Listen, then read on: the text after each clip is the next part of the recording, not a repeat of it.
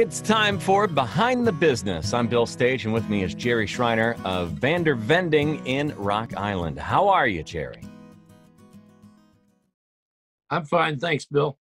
Good, good. Thanks for coming on today. With everything kind of going on, you guys have a tough road ahead of you.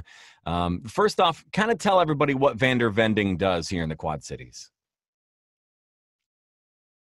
We're a full-line vending outfit. We do everything from vending to like snack, cold food, sandwiches, coffee. We also do office coffee. We have a food truck as well, but we're trying to basically hit all four corners and for that supply chain and make sure that a lot of people don't understand how important vending is. They think, oh, it's just a snack or a candy bar. Right. But if they've actually worked in a factory and gotten lightheaded and said, oh yeah, I'm not going to make it till I get something to eat. Yep.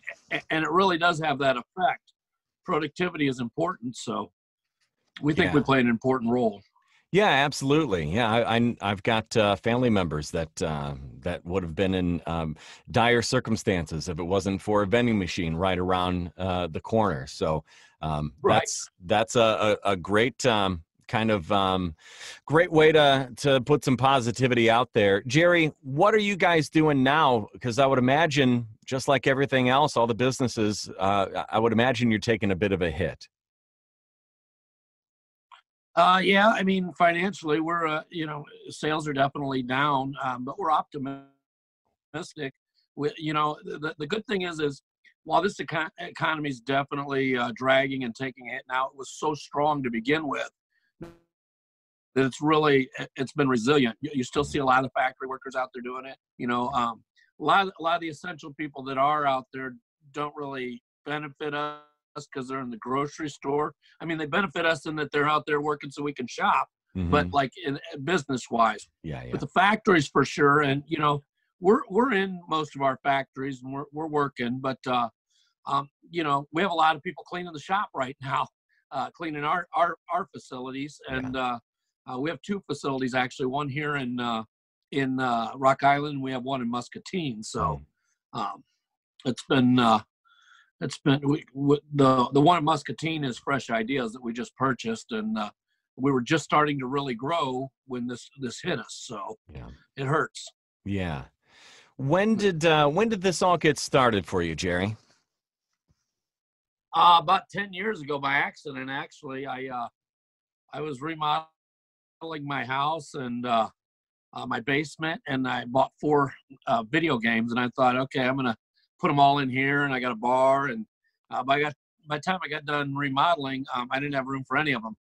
So, and anybody that's ever done any remodeling, they know how that goes. Oh yeah. But so I started talking to, my brother owned Krabby's out there, and I put a couple games out there, and then Bobby Schilling let me put a couple in his restaurant, Saint Giuseppe's, and we ended up we started from there. But I learned quickly that games are not where it's at. Everybody's got a game on their phone, so we switched over into vending, and I feed my family with it now. It's a full-time job, and we've got about 40 employees, and we're feeding their families with it. So it's been a good story. I mean, I love this country. There's so many great things about this country that if you work hard and if you are willing to do that work, you can be successful. So.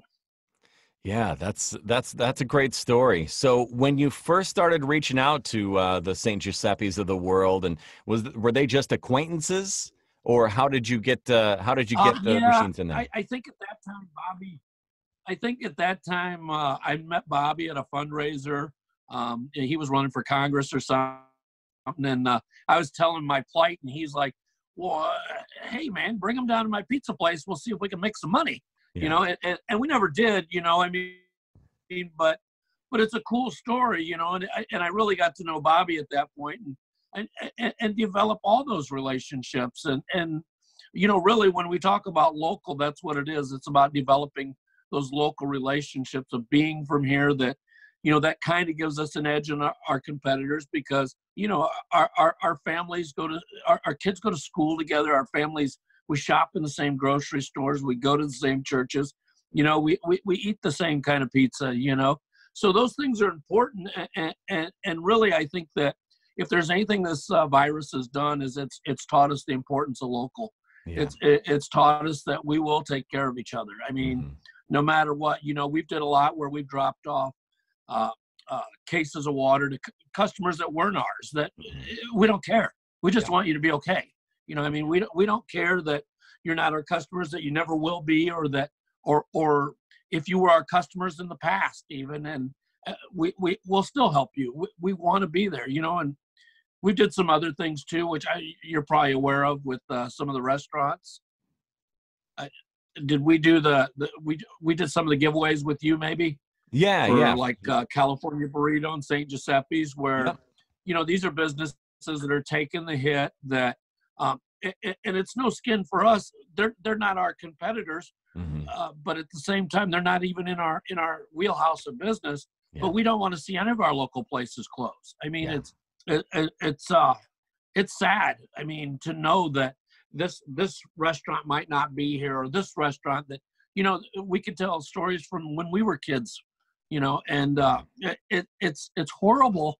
It's horrible that the landscape is changing for us. And the virus is certainly real, and it's even more real for anybody that loses somebody that dies from it. Yeah. Maybe less so for us people that are out here doing it, and we wonder why the restrictions. But I just it's like a sailboat sailing. We can all die from the coronavirus, or we can all die from starvation. So we need to find a happy medium where we can all look out for each other. Yeah, and it's when you talked about going from the games and the video games and stuff, and moving into the vending machines and whatnot, being able to be fluid with what the customer is asking for is important in business. What are you seeing? And it doesn't necessarily have to do with the coronavirus, but in business in general. What's kind of the next step for you guys? Where do you see your business going? Let's pretend the virus is gone tomorrow and everybody's got a vaccine. What would you like to see happen in the vending industry? Well, we just want to continue. Right now, we're doing micro markets. We've got about 60 micro markets throughout the Quad Cities. They're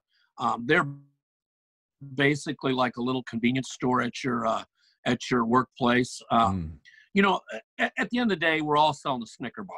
Yeah. And so you can buy it from me, or you can buy it from the other guy, but it's the service that matters. And no matter what, we're hands down. Even my competitors will tell you, we bend over backwards for our customer.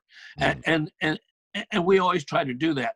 So whether or not we're going into the micro markets, or a couple of years ago, 5-6 years ago, it was the credit card readers were big, and now those, I love them to death. I get more money coming to me than people aren't carrying cash anymore. Yeah, that'll probably be a component with this virus, because people are going to want to handle cash less. But the micro markets are good at that. Now there's talk of in some of our markets, you can use your phone to do all the paying anyway, as well as with the vending. It's just technology's taking us to places. We're starting to get into Cantaloupe now, which pre-picks. That means we're handling the product less. We're taking to that account what needs to be taken. We look to get into Lightspeed, which is another step of that. And so there are a lot of good things coming to us and to the community as a local company, that we will employ more people. We hope to build new and just keep trampling on. I mean, we plan to be here long after the virus is gone. So. That's right. So you've got kind of an interesting business model where the actual consumers of what you provide, there's a middleman there. You're more of a business to business aspect, and then those businesses are selling the what's coming out of your vending machines. How do you bridge that gap between what the customers who end up with your product want and need, and what the client themselves are asking for? Um, that's a good point, because there's like a 4-point divide in there, really, because you have the customer at the end who, like me, when I go to a, now, like with our markets and that, we sell a lot of salads and healthier items in there. Mm-hmm. But the vending machine, companies, they have like HR departments, and they have wellness committees, and they want to push healthy products. The disconnect is, it's not that the healthy products don't sell, they do. There's multi-billion-dollar industry in it. The problem is that people that eat healthy are typically a little smarter in how they spend their money and their budgeting. Mm-hmm. And so when they go to the store, they know, hey, I can pay $1.50 for this here, or I can buy it tomorrow on a vending machine for $3. Right. And so they're good squirrels. They gather their nuts and they bring them to work. And that's kind of a disconnect where we tell, at the end of the day, we're going to do what the customer wants because we work for them. Yep. But I'll only throw it away so many times before we say, and I won't throw it away, I'll give it to them. I'm like, here, expired. So maybe let's look for a different solution, Right.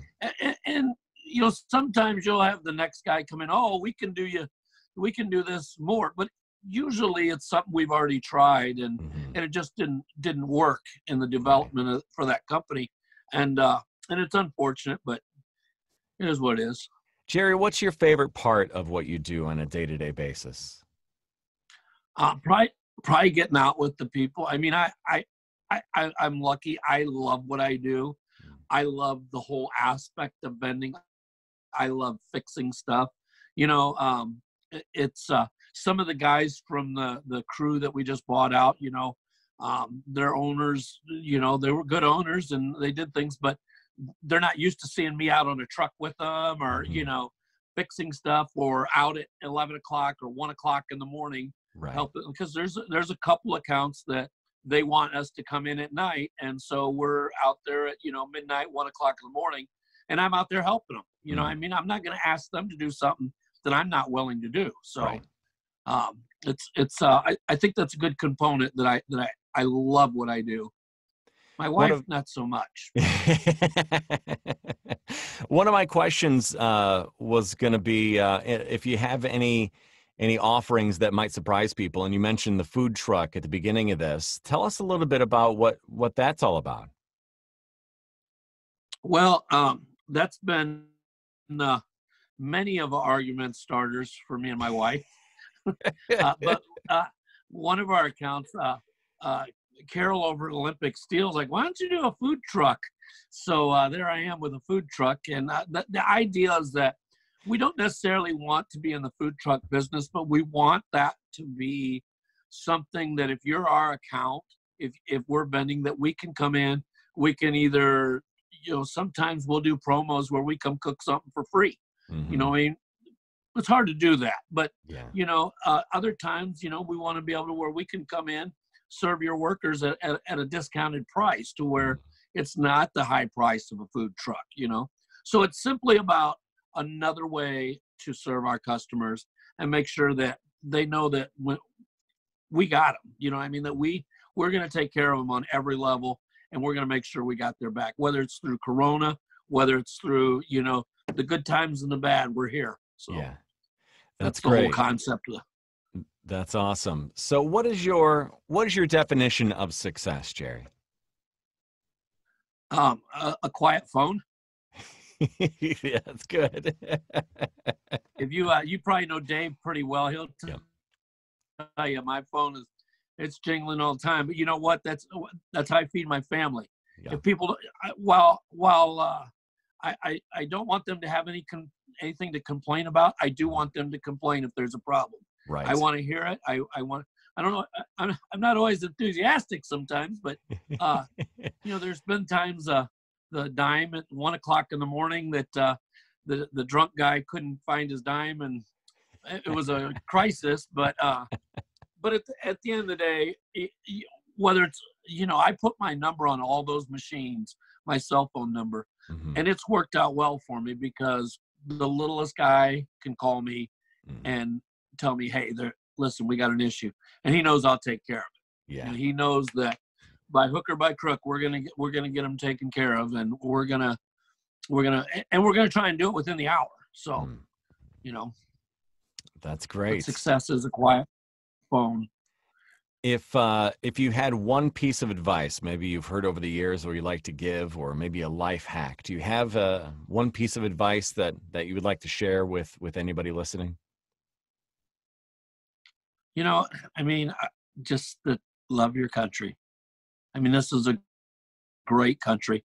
Have a good spouse to take your back. I've been lucky. Claudia's been very supportive of me, and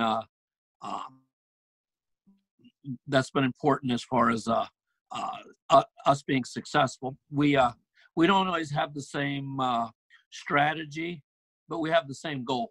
Yeah, and that's important. That we agree on that. But again, this is such a great country. Let's take care of each other. Let's buy our stuff. I'm not saying that we be xenophobic or anything else, but let's take care of each other. Let's look out for each other. And I think that's what you see around the Quad Cities, people taking care of each other. So thank you for doing what you do, Jerry. Thank you. Did we hit everything? Is there anything else that you want to get out to the people?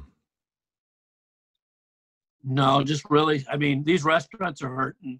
We've done some more ads that you guys are going to hear about that we're going to try and barrage some of these local companies that are, they're still paying the same bills. A lot of people don't understand that same bills are coming, same, the same debt, the same, and a lot of people don't understand how a business works. A business works from last month. So right, those 30-day nets are coming due. Oh, yeah. And you're taking everything, and those employees still need to be paid. And so let's do the carry out when we can and when we can afford to, put those stimulus checks into stimulating this economy. Yeah. So one last question, Jerry. If during these interviews, I like to kind of get a request or an idea on who I should talk to next. If you had to put somebody else in the hot seat that you're in right now, whether it's a business that could use extra love, a favorite of yours, or somebody with an interesting story, who should it be? We've got a guy that we've kind of taken. His name's Rigo, California Burrito.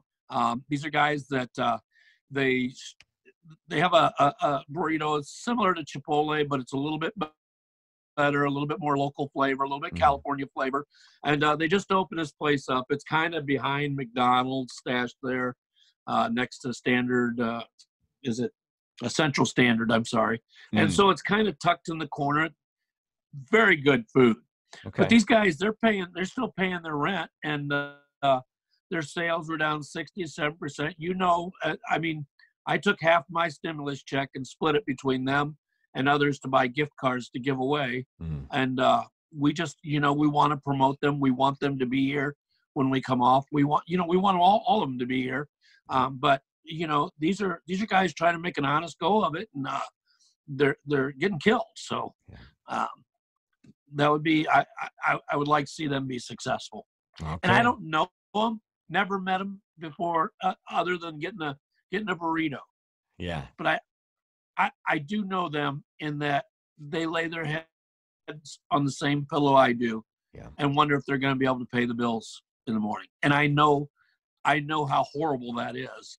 And so I want them to be able to pay the bills. So, and by doing what they love to do. So, yeah. I think we can all learn from that. That's for sure. All right, Jerry. Thank you so much for spending some time with me, man. Thank you, Bill.